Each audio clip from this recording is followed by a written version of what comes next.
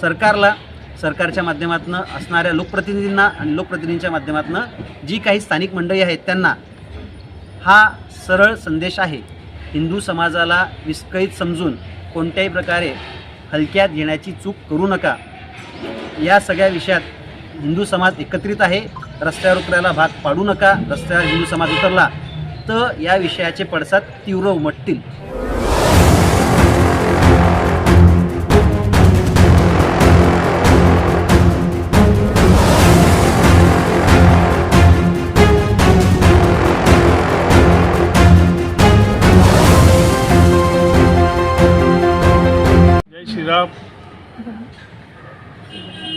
जय श्रीराम। मी मुन्ना ठाकूर। आजची ही जी पत्रकार परिषद आहे ती सकल हिंदू समाज यांच्या माध्यमातून घेण्यात आलेली आहे। हे इथं कुठल्याही जाती धर्माला मन दुखवण्यासाठी पत्रकार परिषद नाही, फक्त आणि फक्त सेंट्रलाइज्ड शाळेने जे काही कृत्य केलेलं आहे सहलीच्या माध्यमातून मुलांवर वाईट परिणाम घडवण्याचं, त्या संदर्भात आजची ही पत्रकार परिषद आहे। याचा घटनाक्रम शॉर्टकटमध्ये मी सांगतो। सुरुवातीला आमच्या भारतीताई वैष्णव यांनी आम्हाला जेव्हा कळवलं किंवा अशी घटना घडली, मग त्याचा पाठपुरावा करण्यासाठी त्यांनी अजूनही काही लोकांना सांगितलं होतं, पण त्यांनी पाठपुरावा केला नाही। आम्ही त्याचा पाठपुरावा करायला सुरुवात केली। आम्ही शाळेत जाऊन जाब विचारल्यानंतर आमचं मनाचं समाधान झालं नाही। तिथं आम्ही पुन्हा त्यांना एकदा भेटलो तरी त्यांनी आम्हाला सविस्तर माहिती दिली नाही, लपवालपवीचं काम केलं। मग आम्ही जनआंदोलन उभं करण्याचा प्रयत्न केला। सर्व समाजांना, जाती धर्माचे जे काही अध्यक्ष असतील वेगवेगळ्या समाजाचे, अशा सर्वांना भेटून त्या शाळेच्या पालकांना भेटलो, विद्यार्थ्यांना भेटलो, खरी घटना जाणून घेतली। त्याच्यानंतर जेव्हा आम्हाला ते कळलं की हे खरंच चुकीचं घडलेलं आहे, त्याच्यानंतर आम्ही एक मोठा मोर्चा काढायचं ठरवलं। त्या मोर्चाच्या माध्यमातून आम्ही माननीय प्रांत अधिकारी यांच्यापर्यंत आमचं जे म्हणणं होतं, आमच्या ज्या मागण्या होत्या त्या सर्व तिथं जाऊन आम्ही सर्वांनी मिळून तिथं आमच्या मागण्या दिल्या। त्या मागण्या दिल्यानंतरही काही तिथं त्याच्यावर निष्पन्न होत नव्हतं। आम्ही त्याचा पाठपुरावा आमच्या पद्धतीने केला। पाठपुरावा करत असताना आम्हाला बऱ्याच अडचणी आल्या। काही ठिकाणी आमच्यावर प्रेशर टाकण्यात आलं तरी आम्ही त्याला घाबरलो नाही आणि याचा पाठपुरावा करता शेवटी आम्हाला 3 महिने लागले। 3 महिन्यानंतर कुठं आम्हाला छोटंसं यश मिळालं। त्यातही असं मिळालं की बा ते तुटपुंज यश म्हणता येईल त्याला, की त्यात पाहिजे त्या पद्धतीत जी कारवाई व्हायला पाहिजे होती ती कारवाई आज पावे तो झालेली नाही आहे।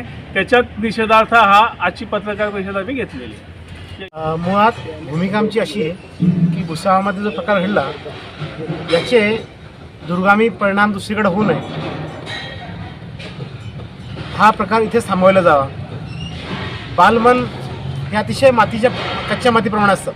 त्याच्यावर तुम्ही कोणते संस्कार घालाल, त्याच्यावर योग्य अयोग्य संस्कार तुम्ही काय घालावे या शाळेने अशी ठरवायला पाहिजे।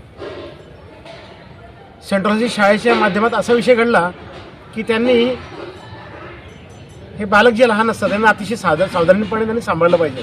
हे न सांभाळता त्यांनी विशिष्ट प्रकार, चुकीच्या प्रकारे त्यांना हाताळलं आणि सहल किंवा सद्भावना याचा रंगच रूपात लिहून टाकलं। याचा सगळ्यांना विरोध म्हणून आम्ही सगळ्यांनी सकल हिंदू समाज म्हणून आम्ही एका व्यासपीठावर आम्ही एकत्र आलो। पण संघटना, सर्व जातीभेद, पक्षभेद आम्ही बाजूला ठेवून एकत्र येऊन या जो गैरप्रकार आहे त्याला आळा घालण्याकरता आम्ही एकत्र आलो।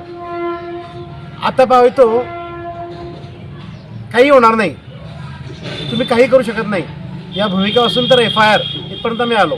पण आमची स्पष्ट भूमिका आहे की FIR ज्याप्रमाणे मजबूत हवी होती, जे कलम आम्हाला ते हवे होते त्याच्यात त्यांनी पूर्ण घेतलेलं नाही आणि जेवढाही विलंब करत जातील कामकाजाला, उशिराने न्याय मिळणं हा पण एक अन्यायाचाच भाग आहे। असं काही होऊ नये, योग्य ती कठोर कारवाई केली जावी ही आमची सगळ्यांची मागणी आहे। तुम्ही याच्या मागे दडपण कोणाला समजताय? मग दडपण अनेक प्रकारचं आलं आहे। आम्ही नाव कोणाची ते घेऊ इच्छित नाहीत। कोणी आम्हाला याला फेवर करा, त्याला सोडवा, जाऊ द्या, तुम्ही काही करू शकत नाही, अशा अनेक प्रकारचे म्हणजे खच्चीकरण करण्याचा प्रयत्न केला गेला। पण आम्ही कुठे न थांबता आम्ही न्यायाच्या भूमिकेत आहोत। त्याच्यामुळे न्यायाची, सत्याची भूमिका आम्ही आता पण मांडली आहे, पुढे पण मांडणार आणि त्या दिशेने आम्ही वाटचाल घेऊन इथपर्यंत आलो। यापुढील वाटचाल काय असणार आहे आपली? यापुढील वाटचाल कायदेशीर बाबीत तर समकीची कळवतील आपल्याला पुढच्या पायाच्या। जय श्रीराम। मी राधेश्याम लाहोटी, अध्यक्ष लक्ष्मी व्यंकटेश देवस्थान भुसावळ। मी फक्त एवढंच सांगू इच्छितो की एवढ्या छोट्याशा गोष्टीसाठी लहान मुलांवर जे संस्कार 18 वर्षाखालील मुलांवर जी चूक केली तो गुन्हा दाखल करायला शासनाने एवढा वेळ का लावला आणि एवढा वेळ लावल्यानंतरही जे कलम लावले ते अत्यंत साधे लावले गेले आणि जर आवश्यकता पडली तर हे कलम आम्ही अल्टर करण्यासाठी आम्हाला उच्च न्यायालयाची मदत घ्यावी लागेल. धन्यवाद. आता याच्यामध्ये सगळ्यांचं जे म्हणणं आहे ते अगदी योग्य आहे. माझं फक्त एवढंच म्हणणं आहे की यापुढे कुठल्याही शालेय संस्थांनी किंवा कॉलेज म्हणा, महाविद्यालय, जे पण सामाजिक संस्था असेल, एका विशिष्ट धर्माचा प्रचार न करता सर्व धर्मात जो तुम्ही भेटले होते सर्व धर्माचाच प्रचार तुम्ही करू शकता, करायला पाहिजे, शक्तानी करायलाच पाहिजे. आणि हा जो तुम्ही एका विशिष्ट धर्माचा प्रचार करण्याचा जो प्रयत्न केलेला आहे अशा उपक्रमांवरती शासनाकडनं आणि कायद्यांकडनं कडक निर्बंध आणायलाच पाहिजे. याच्यावरती इतके कडक कायदे असायला पाहिजे की यापुढे कोणीही असे उपक्रम राबवले जाऊ नये याची काळजी प्रत्येकजण घेईल अशी त्यांची मनस्थिती व्हायला पाहिजे. बाकी मुलांचं जे मानसिकता बदलण्याचा प्रयत्न केला आहे तर मला तरी असं वाटतं याच्यामध्ये खूप मोठ्या लोकांचा हस्तक्षेप पण आहे. तर यामागे चौकशीचे कडक निर्बंध असायला पाहिजेत, म्हणजे चौकशी व्हायला पाहिजे. ईडीसारखा प्रकार माझ्या मते त्यात व्हायला पाहिजे. पोस्को कायदा लागायला पाहिजे. मानसिक मुलांचं जे शोषण केलं गेलं आहे त्याच्यामध्ये त्याच्यावरही कडक कायदा व्हायला पाहिजे. आणि हे जे 3-4 महिने अशा मोठ्या मोठ्या प्रकरणांसाठी जर लागत असेल कायद्यांकडनं तर ते न लागता अशा प्रकरणांवरती ताबडतोब एक इमर्जन्सी कोर्ट निर्माण करून त्याच्यावरती कायदेशीर कारवाई लवकरात लवकर व्हायला पाहिजे. नमस्कार, माझे नाव संकित सुराणा, मी सचिव समर्पण बहुउद्देशीय प्रतिष्ठान आणि या विषयासाठी समन्वयक म्हणून सर्व हिंदू धर्मातील हिंदुत्ववादी संघटना, विविध धर्म, जाती, पंथ या माध्यमातून समन्वय करून कायदेशीर बाबींना योग्य रीतीने शेवटचा घटकाचा फॉलोअप म्हणून आणि जेव्हापर्यंत हा विषय संपूर्णत्वाकडे जात नाही तिथपर्यंत मार्गस्थ करण्यासाठी निवडला गेलेलो असून याची जबाबदारी पार पाडण्यासाठी आज तुमच्यासमोर उभा राहिलेलो आहे. घटना घडली 11 सप्टेंबर 2025. त्या रोजी सेंट लायसेस शाळेतील जे काही मॅनेजमेंट बॉडी आहे, संस्थापक आहेत, संस्थापकांनी मुख्याध्यापिकांच्या माध्यमातून जवळ अंदाजे 60 विद्यार्थ्यांना, त्यात विद्यार्थिनी पण काही होत्या, यांना विविध धार्मिक स्थळांवर नेले. तिथं धार्मिक विविध पंथ त्या धार्मिक परंपरा, त्यांच्या रूढी यांना आवर्जून अनुसंवाद करायला लावला. या व्यतिरिक्त या सर्वांनी विविध वेशभूषा आणि त्या वेशभूषेशी आपलं नातं कसं जोडता येईल आणि विविध धर्मांचा प्रचार कसा करता येईल या प्रचाराच्या अन्वये बऱ्याच प्रमाणात एक माइंड ब्रेन वॉश ज्याला आपण म्हणतो तसं करण्याचा प्रयत्न केला. या विषयात अगोदर सांगण्यात आलं की पालकांची परवानगी घेण्यात आली होती, पण पालकांची परवानगी फक्त सहलीसाठी घेण्यात आली होती.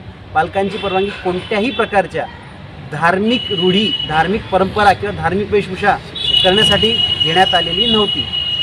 या संपूर्ण प्रकारामध्ये जे काही घडलं त्या स्काउट अँड गाईड असे एक विषयाच्या अनुस्वरूपून नाव देण्यात आले, जे अत्यंत चुकीचे आणि खरंच हास्यास्पद होते. ज्यावेळेस 12 सप्टेंबर रोजी हे सगळे विषय सुरू झालेत आणि संपूर्ण मोर्चे केले त्यावेळेस शाळेने दिलगिरी नाहक प्रकारे व्यक्त करण्याचा प्रयत्न केला, जे हास्यास्पद होतं. यानंतर विविध राजकीय लोकांकडे जाणं, विविध राजकीय मंडळींना याच्यात कशाप्रकारे सामावून घेता येईल, विविध स्थानिक पदाधिकारी या लोकांना कशाप्रकारे जोडून या विषयाला शांतचित्ताने संपवता येईल असा त्यांनी प्रकार केला. पण हिंदू धर्माची आणि समाजाची भूमिका ही सुस्पष्ट आहे, अधोरेखित आहे. या विषयाला जेव्हापर्यंत न्याय हा मिळणार नाही तोपर्यंत हिंदू समाज या विषयात शेवटपर्यंत लढा देईल. आता विषय राहिला की जी FIR परवा दाखल झाली, ती FIR ही फक्त 2 कलमांवर दाखल झाली, ज्या कलमांवर फक्त सामाजिक तेढ निर्माण होईल अशा प्रकारची FIR दाखल करण्यात आली, जी अत्यंत चुकीची आहे. या संपूर्ण विषयात जो बाल संरक्षण हक्क कायदा आहे त्यातील काही मुख्य घटक आहेत, ज्या विद्यार्थ्यांना, विद्यार्थिनींना एका कोमळ वयात ज्या त्यांना काही समजणे आणि धार्मिक गोष्टी कळणे याचा अंदाज येत नाही, समज असत नाही, त्या लोकांनासुद्धा, त्या विद्यार्थ्यांना विविध धर्माकडे विशिष्ट आकर्षण होईल अशा प्रकारची एक समज देण्याचा प्रयत्न याच्यात करण्यात आला. या संपूर्ण विषयात पोक्सो कायदासुद्धा पोलिसांनी FIR करताना वापरण्यात येऊ नये याचं पुरेपूर आणि योग्य रीतीने काळजी घेतली आहे म्हणा किंवा कट रचला आहे. या संपूर्ण विषयात पोलीस प्रशासनाने जी ही FIR केली या विषयासाठी त्यांनी 3 महिन्याचा जो अवधी जाऊ दिला, हा का जाऊ दिला? या 3 महिन्यामध्ये विविध CCTV फुटेज, विविध प्रकारच्या होऊ शकणाऱ्या CDR कॉल डिटेल रिपोर्ट आणि इतरत्र गोष्टी यांना जे पुरावे नष्ट होण्याच्या बाजूने जात होते हे का होऊ दिलं, हा आमचा सर्वात मोठा प्रश्न आहे. या व्यतिरिक्त पोलीस प्रशासनाने जी काही ही FIR म्हणजे फौजदारी तक्रार दाखल केलेली आहे, ही तक्रार त्यांनी जेव्हा इतक्या संघटना दाखल झाल्यात तेव्हा सुमोटो का दाखल केली नाही? का हिंदू समाजाला जे फक्त संघटित नाही या संघटित नसल्याकारणाने का दबाव करण्याचे आणि का टाळण्याचा किंवा का दडपशाही करण्याचा प्रकार करण्यात आला? हिंदू समाजातील प्रत्येक मंडळी आज योग्य तऱ्हेने या विषयाच्या पाठीशी लागलेली होती. जेव्हा पाठीशी आहे आणि प्रज्वलंत आहे त्या क्षणी असा प्रकार घडत नाही. तर का? तर फक्त हिंदू समाज हा शांत, सुधर्म आणि ज्वाजल्य भावनेने जरी राष्ट्रभक्तीचं गीत चालत राहिलं तरी सगळ्यांशी एकमताने सांभाळण्याचा प्रयत्न करत होता. मात्र पुढे जाऊन हे लक्षात आलं की या सगळ्या गोष्टींना हिंदू धर्माचं एक ज्याला आपण मायनर प्लस पॉईंट म्हणतो असं धरण्यात आलं. या विषयात मध्यंतरी जेव्हा सुरुवातीला विजयादशमी आली, नंतर दिवाळी आली, मग गुरु नानक जयंती, मग निवडणुका, या कारणाने हिंदू समाजाला आजपर्यंत आम्ही कोणत्या तरी नाहक प्रकारे की थांबा, न्याय मिळेल या प्रकारे थांबत आलो. दररोज प्रश्नचिन्ह उपस्थित होत आहेत. पण आपण ज्या पद्धतीने कायदेशीर द्वारे जात आहोत या कायदेशीर रीतीनेच हा विषय सोडवला जाईल या प्रकरणाकडे आम्ही जाण्याचा प्रयत्न करत आहोत. अन्यथा जर हा प्रकार तोडला गेला असता तर जातीय तेढ निर्माण होणे हा फार मोठा विषय नव्हता. या जातीय तेढ निर्माण होताना ज्यांनी याला खतपाणी टाकलं त्या लोकांच्या विरोधात आम्ही आहोत. जी विश्वस्त मंडळी ही the lady of mother of our काय एज्युकेशन संस्था फातेमा, या संपूर्ण विश्वस्त मंडळींनी मुख्याध्यापिकांच्या माध्यमातून आणि विविध 7 शिक्षकांच्या माध्यमातून हा प्रकार केला, हा अत्यंत दयनीय आणि निंदनीय आहे. आम्ही याचा तीव्र निषेध अगोदरही नोंदवला आहे, आजही नोंदवत आहोत आणि यापुढे पण नोंदवत राहू. मात्र पोलीस प्रशासन असो किंवा शिक्षण खातं असो यांनी हिंदू समाजाला कोणत्याही प्रकारे एक कमी शक्तीचं, कमी बळकट किंवा विस्तृत झालेलं असं मान्यता प्राप्त करू नये एवढी आमची त्यांना विनंती आहे. एवढे आमचे त्यांना प्रत्यक्ष अप्रत्यक्षरित्या दिलेले संवाद आहेत. आपल्या माध्यमातून आज आम्ही काही मागण्या ठेवत आहोत. यात संपूर्ण विषयात जस्टिस ज्युव्हेनाइल ॲक्ट, पोक्सो कायदा, या व्यतिरिक्त राईट टू एज्युकेशन, MPS कायदा जो महाराष्ट्राचा प्रायव्हेट एज्युकेशन सोसायटीसाठी स्कूलसाठी जो काही प्राध्यापकांचा कायदा आहे, आणि या व्यतिरिक्त सर्वात महत्त्वाचा जो BNS या भारतीय न्याय संहिता आहे या विषयाशी संबंधित आणखी इतरत्र कलम याच्यात कसे जोडले जातील. या घटनेत एक व्यक्ती जो सहभागी प्रत्यक्ष किंवा अप्रत्यक्षरित्या होता त्याचे नाव याच्यात अजूनपर्यंत पूर्ण आलेलं नाही. त्या संपूर्ण लोकांचे नाव याच्यात यायला पाहिजे. आणि सर्वात महत्त्वाचं, ज्या मंडळी या विशिष्ट सगळ्या मंडळींना वाचवण्याचा प्रयत्न करत आहेत त्यांनी हे प्रकार आत्ताच थांबवावे. त्यांनी जर हे प्रकार थांबवले नाहीत तर हिंदू समाज हा कशा विभागलेल्या परिस्थितींमध्ये मागील 850 वर्ष झाले आपण सहन करत आलेली गुलामगिरी परत बोलवत आहे हे समजावं लागेल. त्यामुळे आम्ही कोणत्याही धर्माच्या विरोधात नाही, आम्ही कोणत्याही प्रकारच्या शाळेच्या विरोधात नाही, पण शाळेने केलेल्या कृत्याच्या विरोधात आहोत आणि हा जो धार्मिक तेढ निर्माण करण्याचा प्रयत्न केलेला आहे त्याच्या विरोधात आहोत. आमचं प्राथमिक उद्देश आजही तेच आहे की बालमनावर झालेला हा जो परिणाम आहे, हा जो कोणी दोषी असेल त्याच्यावर कठोर कारवाई व्हावी, या बालमनांवरती संरक्षण दाबलं जावं आणि या जन आंदोलनाच्या माध्यमातून सदरील विषयात परत हा प्रकार घडू नये यासाठी कोर्ट असो, विधानभवन असो किंवा संसद असो असा कायदा बनवला जावा की अशा होणाऱ्या गोष्टी पुढच्या वेळेस होणार नाही, त्यांना आळा बसावा. आणि या विषयासाठी ही प्रेस कॉन्फरन्स आम्ही आज आपल्या समक्ष सर्वांपर्यंत आमच्या मागण्या ठेवण्यासाठी बोलवली आहे. या व्यतिरिक्त आमची छोटीशी मागणी अशी आहे की जे कोणी शिक्षक, जे कोणी प्राध्यापक किंवा जे कोणी इतरत्र स्थानिक पदाधिकारी किंवा ज्या व्यक्ती आहेत या शाळेमध्ये त्यांचे पाल्य शिकत आहेत, असे पालक या सगळ्यांना आम्ही फार स्पष्टपणे हे निर्धारित करू इच्छितो. आपल्याला या प्रकारात अजून काही माहिती द्यायची असेल आपण आमच्यापर्यंत यावे. आपल्या मुलांच्या भविष्यावर याचा कोणताही परिणाम होणार नाही याची काळजी आम्ही समाज म्हणून, समाजातील नियोजलेले व्यक्ती म्हणून पूर्णपणे घेऊ. कोणत्याही प्रकारे आपल्या मुलांना या विषयात पुढं त्रास होणार नाही, याची नाहक भूमिका होणार नाही याची आम्ही काळजी घेऊ. त्यामुळे प्रत्येकाने या विषयात आपला समर्थन नोंदवण्यासाठी रस्त्यावर उतरणे गरजेचे नाही. आपण या विषयाला शांततामय मार्गपूर्णाने करण्याचा प्रयत्न करत आहोत. यासाठी आपण आपला व्हॉट्सअप स्टेटसवरती एक फक्त समर्थन करत आहोत एवढं जरी लिहिलं तरी लोकांपर्यंत जायचा तो पूर्ण संवाद जाईल. आपण यापुढं काय विचारू शकतो विचारू. अधिवेशन सुरू आहे, जी बरोबर आहे. आपण बोलले की अधिवेशनामध्ये हा विषय झाला पाहिजे, तर त्यावर काय सांगाल? अधिवेशन सुरू आहे. या विषयात आम्ही विविध स्थानिक पदाधिकारी लोकप्रतिनिधी यांच्या माध्यमातून हा विषय नेण्याचा प्रयत्न केलेला आहे. या संबंधित विषयात एक लक्षवेधीसुद्धा लागलेली आहे. या लक्षवेधीला उत्तर ज्या दिवशी मिळेल त्यानुसार येणाऱ्या अधिवेशनामध्ये या केसचा जो काही किंवा या तक्रारीचा जो काही आउटपुट येईल, रिझल्ट येईल, त्यानुसार पुढील कायदा बनेल असं आम्हाला विविध लोकांनी आश्वस्त केलेलं आहे. तरी आमचं सरकारच्या माध्यमातून असणाऱ्या लोकप्रतिनिधींना आणि लोकप्रतिनिधींच्या माध्यमातून जी काही स्थानिक मंडळी आहेत त्यांना हा सरळ संदेश आहे. हिंदू समाजाला विस्कळीत समजून कोणत्याही प्रकारे हलक्यात घेण्याची चूक करू नका. या सगळ्या विषयात हिंदू समाज एकत्रित आहे. रस्त्यावर उतरायला भाग पाडू नका. रस्त्यावर हिंदू समाज उतरला तर या विषयाचे पडसाद तीव्र उमटतील.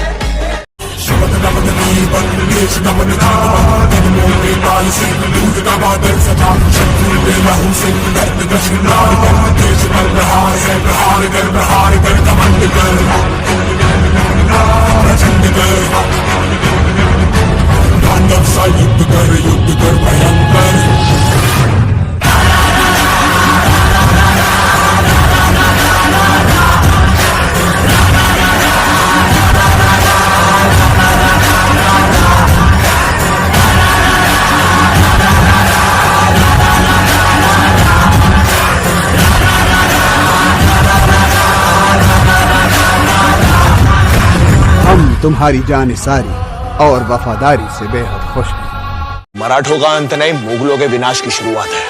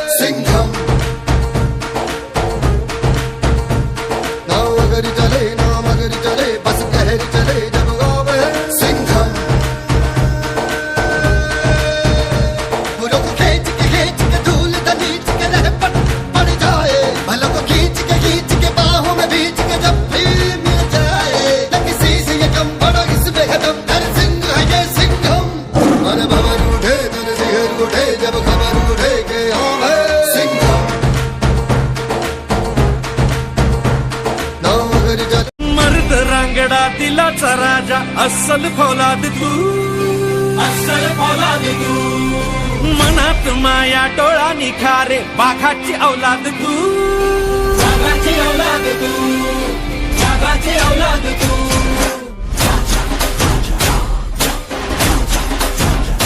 हो मर्द रांगडा दिलाचा राजा अस्सल फौलाद तू, अस्सल फौलाद तू, मनात माया डोळा निखारे बाघाची औलाद तू, बाघाची औलाद तू, बाघाची औलाद तू.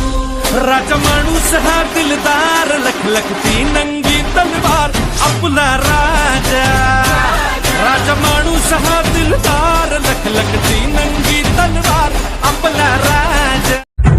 छोड़ो कल की बातें, कल की बात पुरानी, नए दौर में लिखेंगे हम मिलकर नई कहानी.